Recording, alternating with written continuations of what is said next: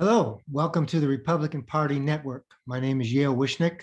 I'm the founder and president of the Republican Party Network, RPN for short, and we're glad you're here. I want to talk a little bit this morning about some issues that are important to me, very important to me, and that's the education of our children, education of our grandchildren. I want to start off with quickly kind of summarizing where I think we are at this point. First of all, let's step back a minute. Are you familiar with the theory of everything? Stephen Hawking's, I'm sure you're aware of him, probably the smartest physicist, scientist in our history in many ways. Came up with unbelievable theories to figure out how the world works and our universe and how it came about. And in the theory of everything, he talks about how everything's kind of connected, all the physical world, how it's all interrelated, interconnected. Purpose, sense, how we take a look at things. Even from a spiritual perspective, you can take a look at the theory of everything and still make good sense of it. I want to contrast that with what's going on right now in our country, and particularly in the education system. I think everybody that's listening to this realizes that our country is really grounded in what happens in our schools, what our kids learn, and what they value. And today, we're in a real crisis.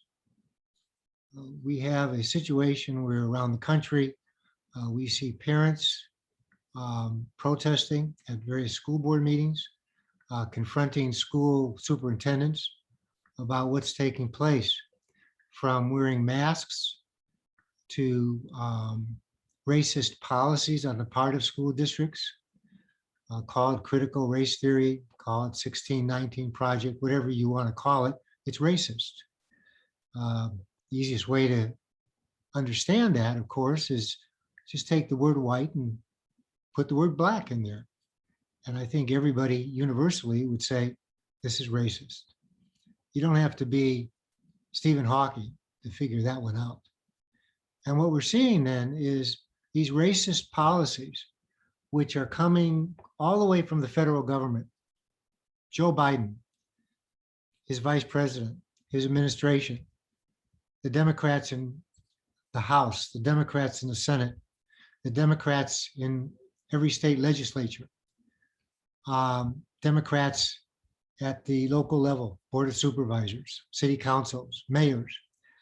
They're speaking with one voice, and we're seeing that across the country. So let's talk about that for a minute, and let's talk about it in terms of how I view it, and that is the theory of nothing. The theory of nothing. Today, as we listen to the news and we watch television, we listen to the radio, we listen to newspapers, the internet, they talk about these various theories that deal with race, and it's being validated. It's being discussed in terms of its possibility. Maybe it is true.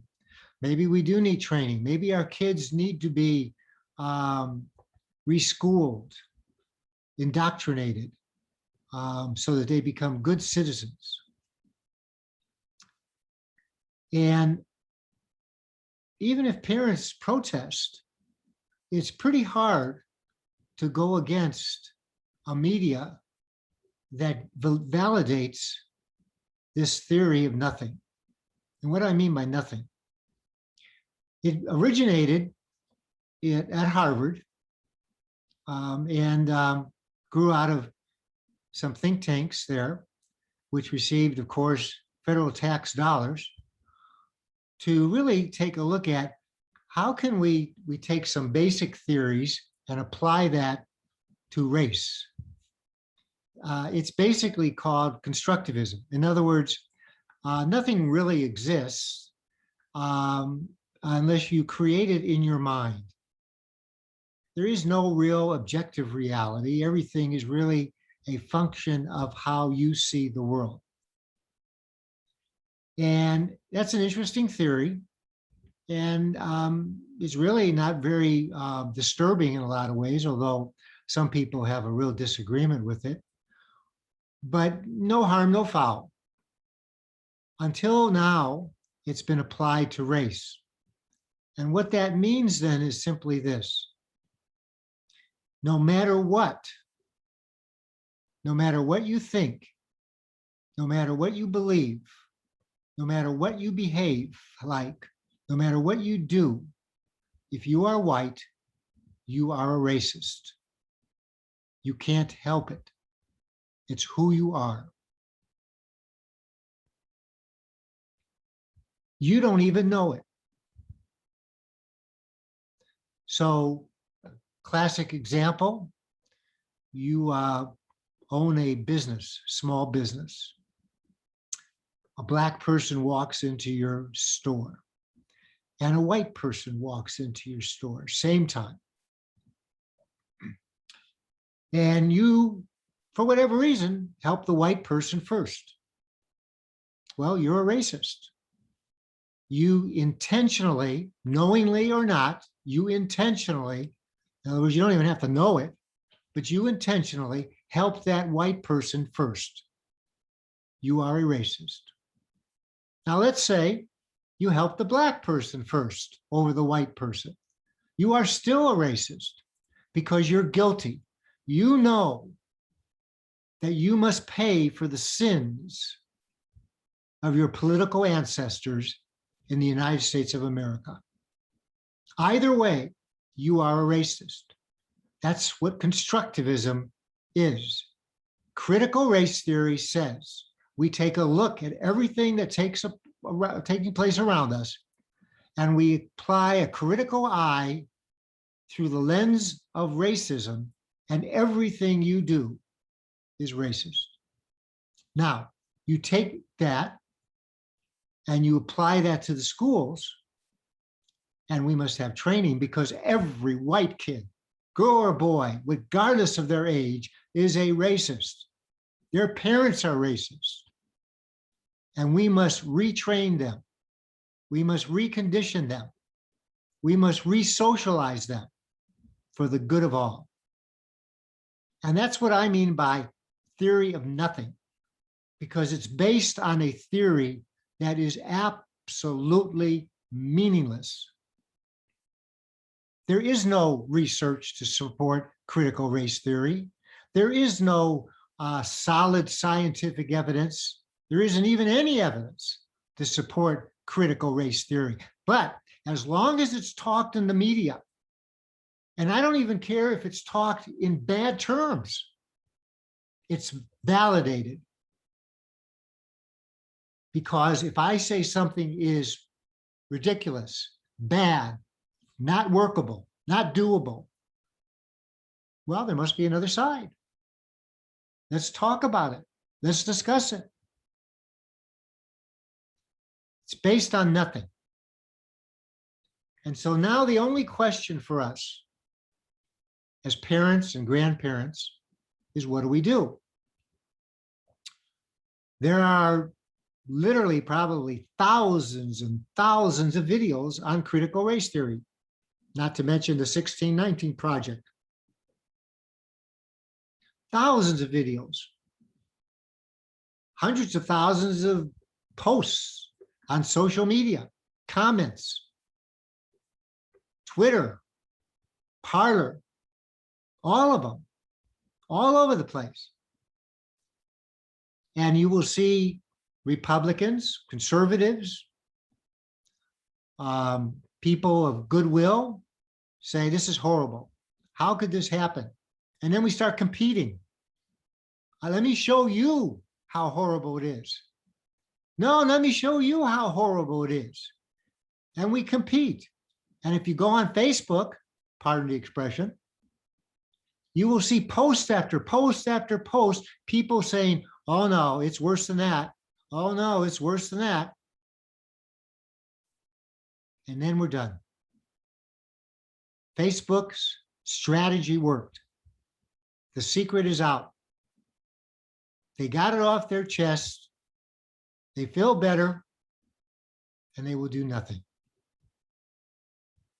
That's where we are. Oh, we'll have a few protests. A few parents will show courage, and then nothing. And so our response, the Republican Party network, is to say, no more. It stops here. We must end this in our public schools. And so how is that going to happen? Well, you can't fix it. You can't deal with the giant universities that are supported by our tax dollars. You can't deal with the media industry. You certainly can't deal with the Democratic Party.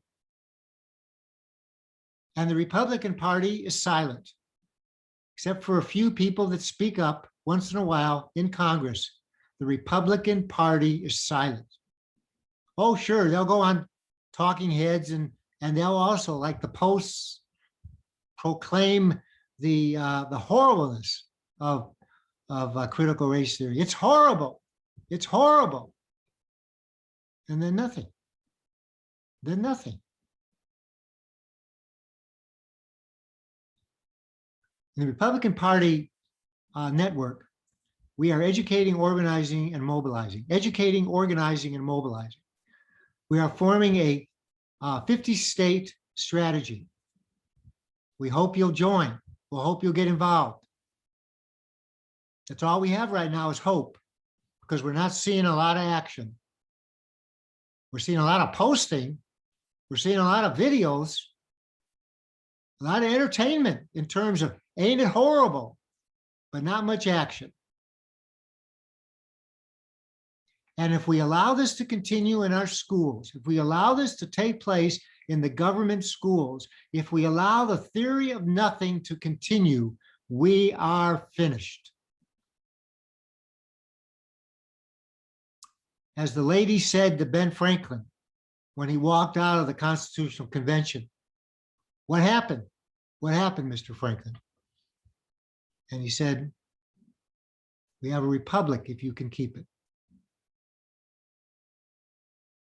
Now, I'm just one person, just like you, no special talents.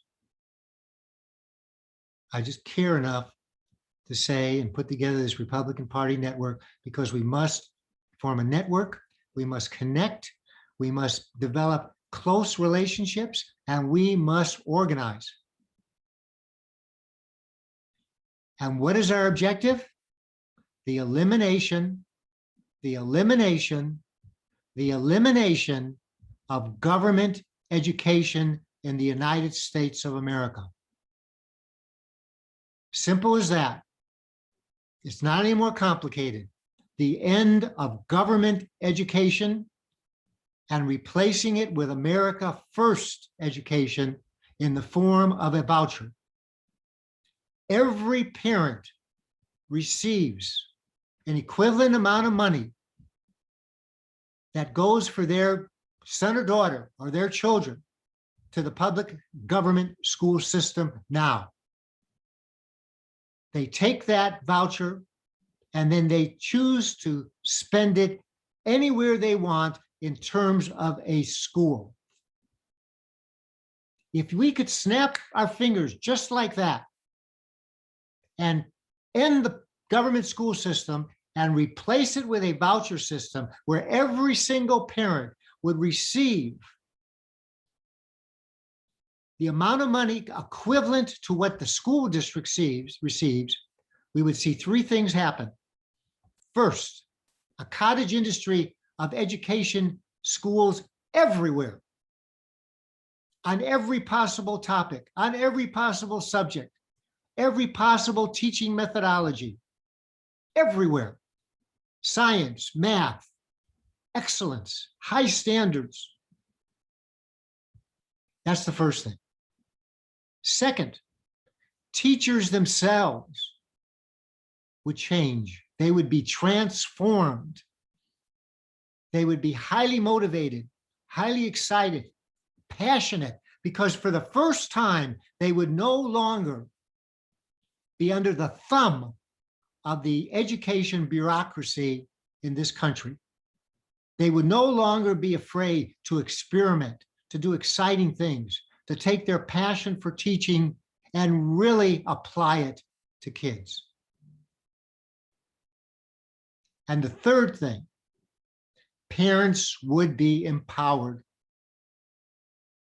Parents would no longer be subordinate to a government school system.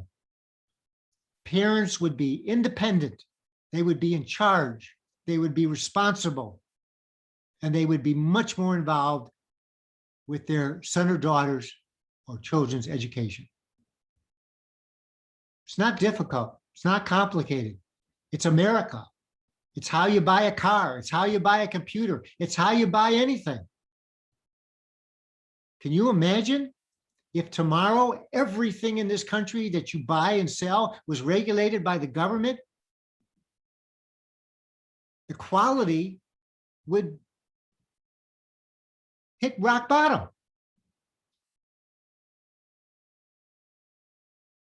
So this is what the Republican Party network is planning, and we need your help.